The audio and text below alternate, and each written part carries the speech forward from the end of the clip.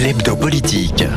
Bonsoir et bienvenue dans l'hebdo politique, votre rendez-vous politique du dimanche soir sur Radio Sensation en association avec TV78, épisode 227. Mon invité ce soir est le maire de Vélizy-Villacoublay, Pascal Thévenot.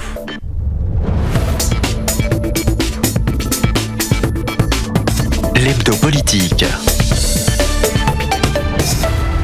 Bonsoir Pascal Thévenot. Bonsoir. Vous êtes maire de Vélizy-Villacoublay, vous faites partie du parti Les Républicains et du parti Soyons Libres, le parti de Valérie Pécresse, affilié donc aux Républicains. Vous êtes maire depuis 2014 et vous avez été élu député en 2016 lors d'une élection législative partielle, un fauteuil récupéré ensuite par l'actuel ministre de la Transition numérique, Jean-Noël Barrot. Dernièrement, une nouvelle élection législative partielle a eu lieu, vous vous êtes à nouveau représenté, vous avez été battu au premier tour en récoltant 17,8% des voix dans une élection donc marquée par une très forte abstention, 73% au premier tour et 77% d'abstention au deuxième. Est-ce qu'il y a de la déception de voir que les habitants ne se sont pas mobilisés aussi fortement qu'on aurait pu l'espérer ?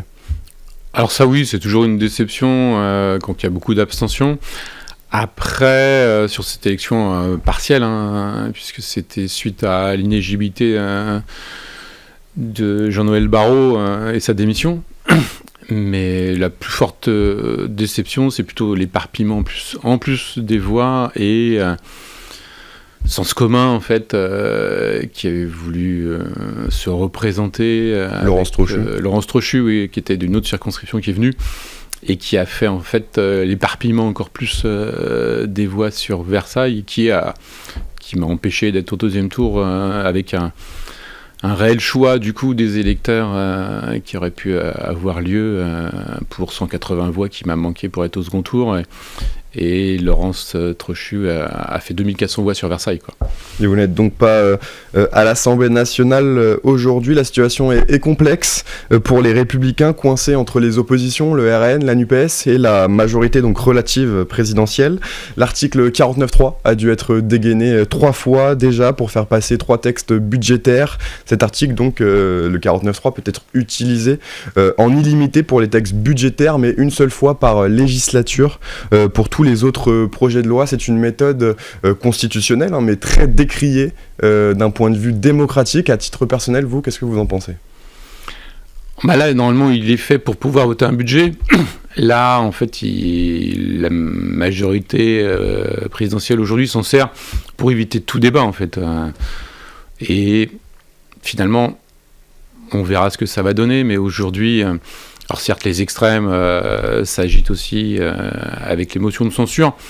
Là, la droite, le centre, finalement, se retrouvent à une position un peu charnière qui fera que, finalement, Emmanuel Macron, soit il choisit de rester dans ses lignes tout en même temps, c'est-à-dire pas grand-chose, soit il décide de réformer et seules les réformes portées par la droite, qui sont quelque part les réformes attendues par les Français, pourront voir le jour, puisque c'est la seule voie qu'il peut avoir.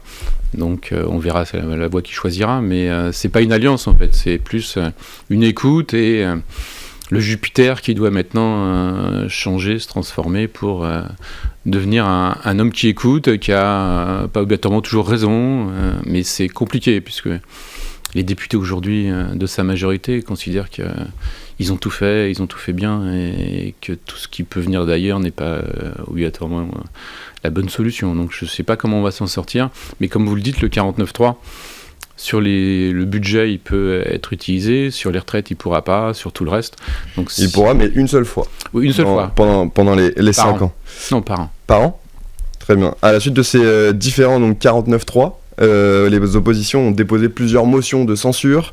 Ce qui sauve entre guillemets le gouvernement, c'est le groupe LR qui ne l'a pas voté. Alors finalement et malgré tout, et malgré vous aussi, tout repose sur vous, sur les Républicains. L'expression qui revient, c'est que les LR sont les béquilles de la majorité. Est-ce que vous voyez cela aussi déjà, de manière similaire ? Les LR n'ont pas voté la motion de censure parce que de toute façon ça aurait été un chaos et c'est pas en changeant de Premier ministre aujourd'hui qu'on aura obligatoirement la solution.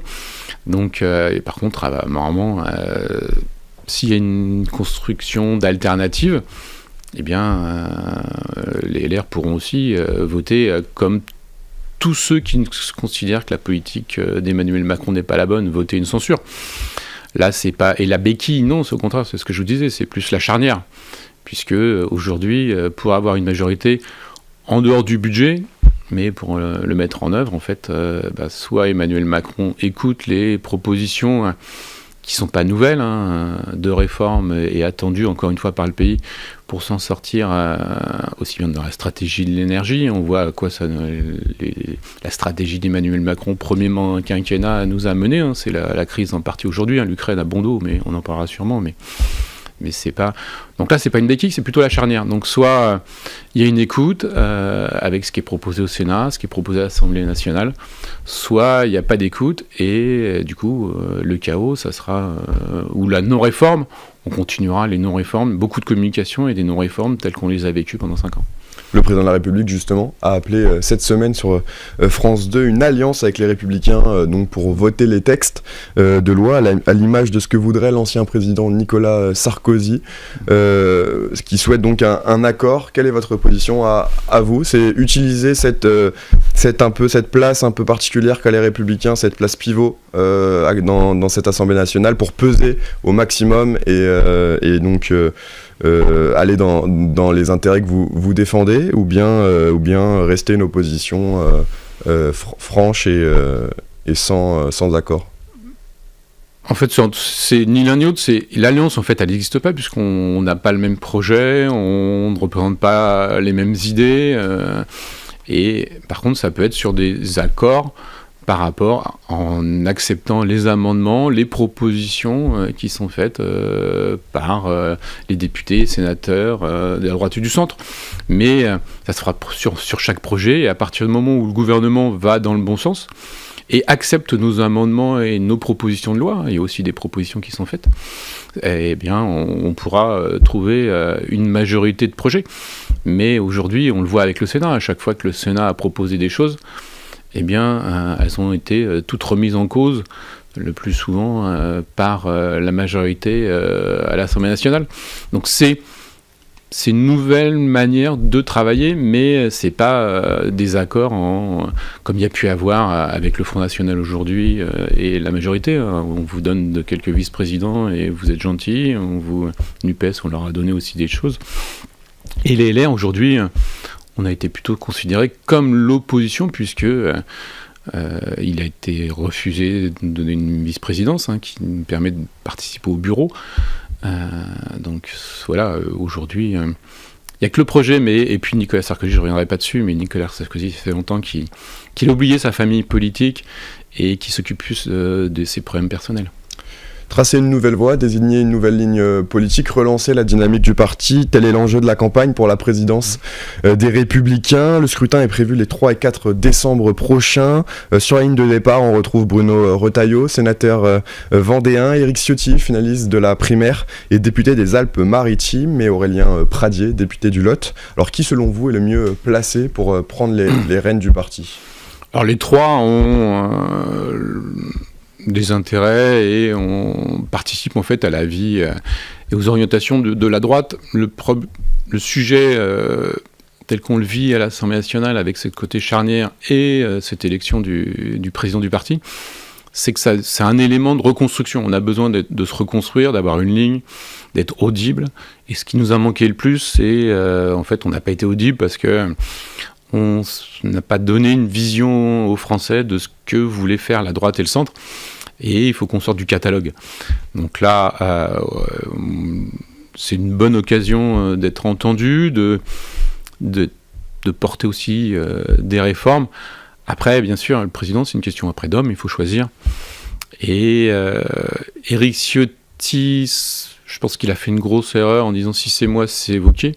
Wow, puisque là, ça veut dire que déjà, je veux ouvrir, mais déjà, il n'y a pas de débat. Et, ça veut dire que... Ça veut dire on tranche tout de suite. On tranche tout de suite, alors que on n'a pas de ligne. Et il faut d'abord partager une ligne, raconter une histoire, et avec les solutions qui peuvent nous amener à redresser le pays, plutôt que le choix du candidat à la présidentielle tout de suite. Donc là, c'est ce qui fait que je ne peux pas soutenir Ciotti. Le fait de dire si c'est moi, c'est Wauquiez, peu importe la sympathie qu'on peut avoir ensemble et tout, ça c'est pas possible pour moi. Après, Aurélien Pradier a quelques sujets, mais il veut ouvrir plutôt sur des décisions, ramener tout aux militants. Je suis pas sûr que ça soit obligatoirement l'attente. À partir du moment où il faut qu'on trouve une ligne. Et Bruno Retailleau est pour moi aussi bien dans la ligne, dans ce qu'il veut porter, et dans ce qu'il a démontré notamment au Sénat, où toutes les sensibilités peuvent s'exprimer, et à chaque fois il y a une unité de vote, il y a une synthèse qui est faite, et finalement on arrive à suivre le cheminement idéologique que propose la droite et le centre à travers le Sénat. S'il arrive à faire la même chose au niveau du parti, je pense que là on peut retrouver une adhésion des Français et une compréhension surtout sur le projet sur lequel on veut mener la France. Donc plutôt Bruno Retailleau pour vous. Qu'est-ce que vous attendez du prochain président du parti ? Quels sont les principaux défis et enjeux et vos attentes ? Le défi, c'est qu'on arrive de nouveau à identifier le projet de la droite et du centre et à le partager avec les Français. Aujourd'hui, on est non seulement inaudible, mais en plus, personne ne peut expliquer où la droite et le centre veulent emmener la France demain. Et je pense que Bruno Retailleau peut à la fois faire une synthèse sur un programme, mais un programme à la fois pas catalogue, mais voilà, la France demain pour nous c'est quoi ? C'est de la protection de l'environnement, c'est reconnaître le travail, c'est la sécurité, et à quoi doit s'attacher le prochain président de la République et l'État avec la décentralisation, puisque lui, on a la chance que c'est déjà un élu local impliqué, aussi bien au niveau de la région, au niveau de pas mal de territoires à travers sa vision qu'il peut avoir à travers le Sénat. Je pense que ça peut être une force pour à la fois renouer avec les Français et les élus locaux. Je reviens sur la volonté d'Éric Ciotti de désigner Laurent Wauquiez comme candidat en 2027. Son objectif, lui, c'est d'éviter la casse primaire qui ne vous a pas trop réussi ces dernières années. Mais pour vous, c'est pas le bon moment, c'est beaucoup trop tôt aujourd'hui de déjà désigner un candidat pour 2027. Il peut s'en passer beaucoup de choses d'ici là. Oui, parce que je pense qu'en plus, c'est parce que demandent les Français. C'est dans presque 5 ans. Et l'homme providentiel, aujourd'hui, on l'a pas. Et je pense que les Français attendent surtout quelqu'un qui pourra incarner une nouvelle vision, qui pourra être aussi peut-être une nouvelle tête, qui partage, en fait, qui soit plus en phase avec l'attente des Français, mais sur un projet de droite et du centre. Et aujourd'hui, oui, je pense que les primaires ou pas, c'est pas le bon moment de se donner un chef, puisque aujourd'hui, ça aurait été bien si on a eu des époques. Chirac était incontestable, c'était le chef de parti, mais aussi celui qui menait soit l'opposition, soit la majorité. Il était incontesté. Nicolas Sarkozy a pu avoir ce rôle à un moment. Aujourd'hui, cette personne, on ne l'a pas. Donc il faut l'amener. Il y en a certains qui pourraient. Il y a David Lisnard qui pourrait avoir ce rôle, mais pareil, enfin, voilà, il y en a d'autres aussi sûrement, mais il faut qu'on puisse amener ça et arrêter le débat sur Laurent Wauquiez. Pour moi, je ne suis pas sûr que ça soit celui qui nous fasse gagner aujourd'hui. Il pourra peut-être nous faire gagner demain, mais aujourd'hui, on n'a pas cet homme providentiel, donc à partir où on n'a pas d'homme présidentiel, on n'aime pas l'homme. On va passer tout de suite à la deuxième partie de l'émission. Après l'actualité nationale, on va s'intéresser à des sujets un peu plus locaux. L'hebdo politique.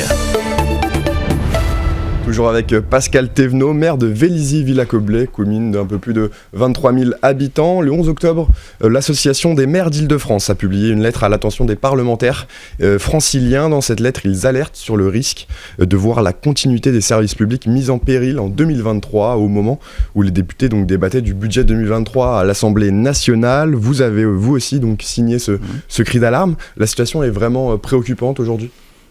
Alors là, encore plus critique aujourd'hui avec la crise énergétique, sachant que depuis des années, en fait, on s'est désintéressé des collectivités locales et on leur a enlevé toute autonomie fiscale déjà. Donc en fait, ça fait longtemps qu'on donne l'alerte sur le fait que le lien direct avec la population et celui qui permet de laisser personne de côté, c'est avant tout le maire et par sa proximité. Donc là, on nous a déjà enlevé toute autonomie fiscale. On nous a fait, moi par exemple, si je prends Vélizy-Villacoublay, en un mandat, j'ai perdu 10 millions de DGF, j'ai plus de DGF, j'ai une DGF négative. Donc, DGF, vous pouvez préciser.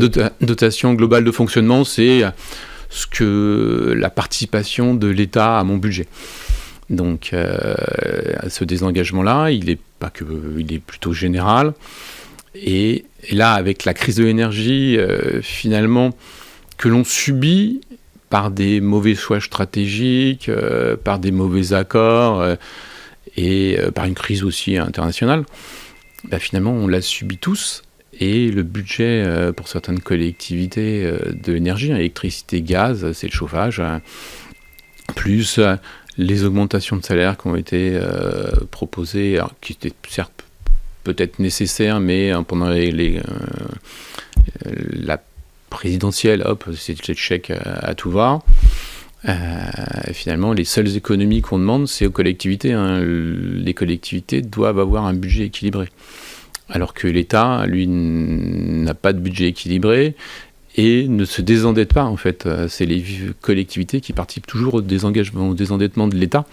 Donc là, on arrive à un moment où l'explosion des énergies, on est les seuls à ne pas avoir...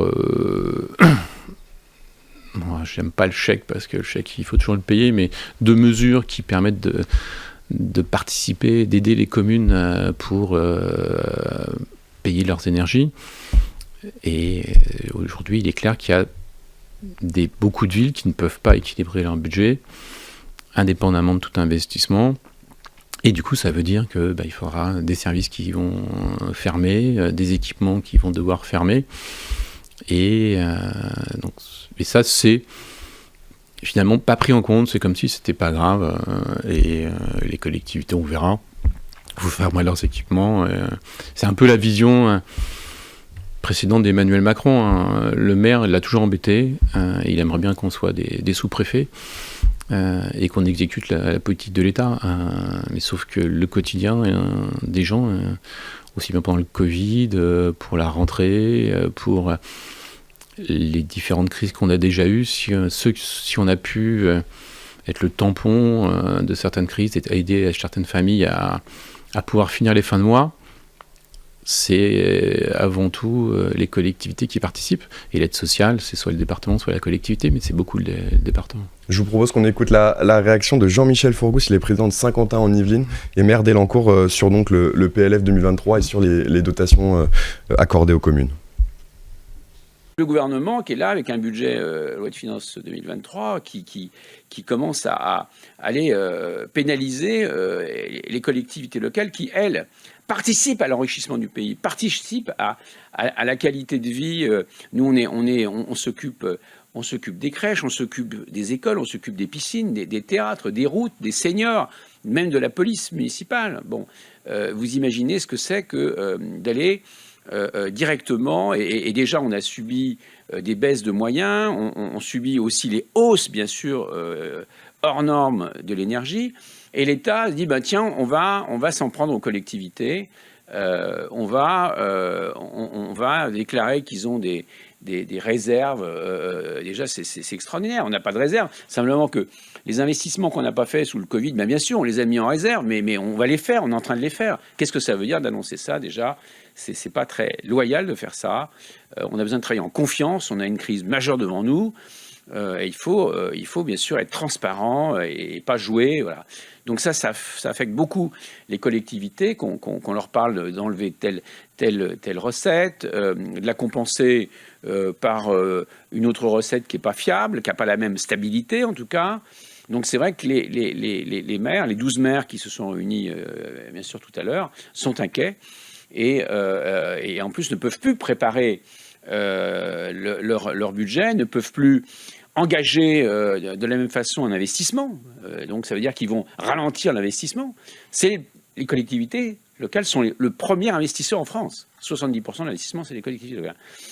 Donc, et l'emploi qui va avec. Donc on va ralentir ou bloquer ou ne pas faire les investissements prévus, ne pas construire les logements prévus, ne pas bien sûr construire les équipements prévus.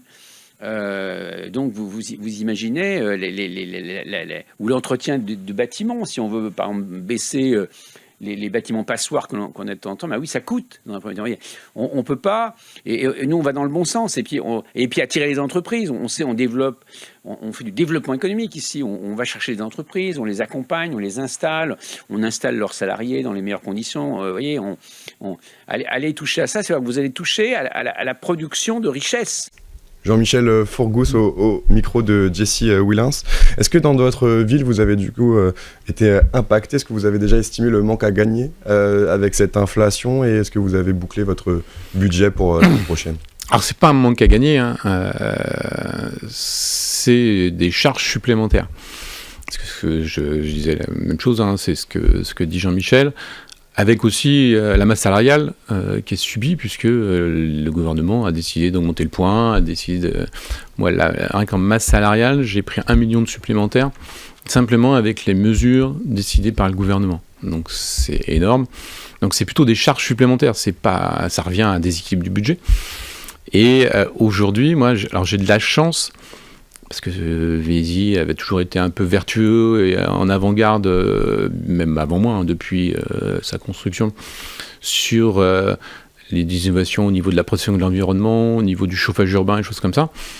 Donc là, moi, la chance que j'ai, c'est que j'ai parié sur de la géothermie profonde, que j'ai mis en service dans le début d'année, et qui, du coup, moins dépendant du permettent de chauffer tous mes équipements publics et tous les logements collectifs de la ville. C'est l'équivalent de 12 000 logements en géothermie, et avec en cas de grand froid, un apport de gaz, mais ça me limite ma facture. Le chauffage urbain, c'est 1,2 million au niveau du budget. Donc s'il avait été multiplié par 7, vous imaginez que je serais en grande difficulté. Là, il va augmenter de 20%, parce qu'il y a une part de gaz, il y a aussi de l'électricité un peu, mais globalement, je suis protégé de ça. Après, il me reste l'électricité, où on a déjà fait beaucoup d'investissements sur l'éclairage public. Donc finalement, les économies sont déjà faites, mais c'est 1,5 million le coût de l'électricité sur la ville, cette fois. Et la part de l'éclairage public, c'est 300 000 €. Donc finalement, même si on va l'éteindre la nuit, c'est pas là que je vais gagner le plus. Il faut que je fasse des économies sur la consommation électrique des équipements de la ville. Donc là, finalement, pour tout ça, et pour équilibrer le fonctionnement, là, j'ai une crèche qui devait ouvrir début janvier, et je vais la décaler en septembre, ce qui me permettra de retrouver quelques facilités budgétaires pour équilibrer mon budget de fonctionnement et pouvoir gérer des hausses qu'on ne connaît pas obligatoirement et qui pourraient arriver encore sur 2023. Donc là, j'ai cette chance-là, et j'ai aussi la chance d'avoir une zone d'activité dynamique sur laquelle j'investis beaucoup, qui prend une bonne part des investissements de la ville, aussi bien pour aller chercher les entreprises, pour les accompagner. Et cette dynamique fait que je conserve une dynamique aussi de mon budget, et ce qui me permet d'arriver à l'équilibrer. Mais on va à la chasse au gaspille, on l'avait déjà fait avant. Et là, on accélère le plan qui était plutôt pas pour des économies budgétaires, mais pour protéger notre environnement, et qui finalement là se traduit aussi par des économies budgétaires. Donc on va l'accélérer, mais oui, non, ça a été chaque dépense a été vue, et je demande à tous les acteurs, aussi bien les habitants que les collaborateurs de la ville, de faire attention à l'extinction des ordinateurs en partant, l'extinction des lumières, la baisse de l'intensité dans un gymnase, si vous n'êtes pas en compétition, finalement, on n'a peut-être pas besoin du même taux d'éclairement quand on est en match et quand on s'entraîne, parce que de toute façon, ce sont des économies qui me permettront de boucler le budget et d'investir demain. Mais moi, j'ai cette chance-là. Après, ceux qui n'ont pas eu la chance ou pas eu l'opportunité aussi d'avoir du chauffage qui ne soit pas au gaz, j'ai quand même encore 2 écoles qui sont au gaz, c'est des vieilles écoles. Celle-ci, et on baisse la température. Hein. Mais même ça sans mesure, parce que ça s'est subi, c'est la baisse de passer à 50% de nucléaire a un impact fort sur le coût de l'énergie, puisque le nucléaire n'a pas bougé. Donc là, c'est une stratégie, quand on voit, parce que c'est pas mal, les émissions de radio maintenant sont toutes enregistrées, donc quand on entend le président de la République, tout le monde, l'Europe est à 50% de nucléaire, ça fonctionne bien, il n'y aura jamais de problème. On le paye lourdement aujourd'hui. Et puis en plus des accords sur une péréquation avec le coût, pour que le coût de l'énergie, de l'électricité soit la même surtout en Europe, finalement on paye aussi les mauvais choix de l'Allemagne, et on a un président de la République qui a signé des accords qui font que même si notre énergie nucléaire qui nous reste ne coûte pas plus cher, on la paye quand même beaucoup plus cher pour compenser les mauvais choix stratégiques avec du charbon en Allemagne. Donc là, il y a un moment, la stratégie, l'État doit être responsable, et c'est là qui doit participer pour que tous les acteurs, en fait, en faisant des économies dans son budget. Parce que son budget, et les économies du budget de l'État, il y a des choix qu'il doit faire, il y a peut-être des commissions qu'il doit moins ouvrir. À chaque fois, on ouvre une commission ad hoc, je ne parle même pas des cabinets. Donc c'est l'État qui doit faire les économies. Les collectivités les ont déjà faites depuis très longtemps et sont à l'équilibre. Et on suivra la situation. Merci beaucoup Pascal Thévenot d'avoir été avec nous. Je rappelle que vous êtes le maire de Vélizy-Villacoublay. Et nous, on se retrouve la semaine prochaine pour un nouveau numéro de l'Hebdo Politique sur Radio Sensation.